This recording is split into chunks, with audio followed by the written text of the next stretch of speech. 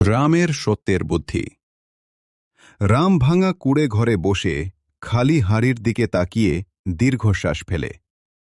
সে নিজের ছেঁড়া জামা ঠিক করে মাটির মেঝে থেকে এক মুঠো চাল কুড়িয়ে দেখে কতটুকু আছে।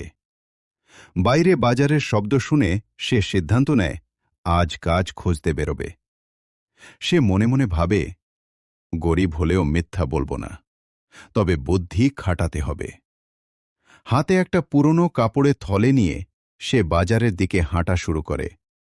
বাজারে এক ধনী ব্যবসায়ী জোরে জোরে ঘোষণা করে তার হারানো টাকার থলি যে খুঁজে দেবে তাকে পুরস্কার দেবে। রাম ভিড়ের মধ্যে মাটিতে পড়ে থাকা থলেটা দেখে তুলে নেয়। তারপর খুলে দেখে ভেতরে অনেক টাকা। কয়েকজন লোক তাকে ফিসফিস করে বলে, চুপচাপ রেখে দে। কিন্তু রাম মাথা নেড়ে না বলে। সে সোজা ব্যবসায়ীর সামনে গিয়ে থলেটা দু হাতে ধরে বলে, এইটা আপনারই হবে, আমি রাস্তায় পেয়েছি। ব্যবসায়ীর চোখ চিকচিক করে, কিন্তু মুখে সন্দেহের রেখা দেখা যায়। ব্যবসায়ী চালাকি করে বলে, থলেতে আরও বেশি টাকা ছিল, তুমি কিছু রেখে দিয়েছে।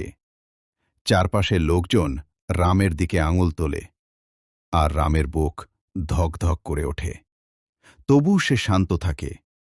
সে বলে, আমি সত্য বলছি, আপনি চাইলে সবাইকে সামনে নিয়ে থলেতে যত আছে গুনে নিন, আর আপনার হিসাবও বলুন।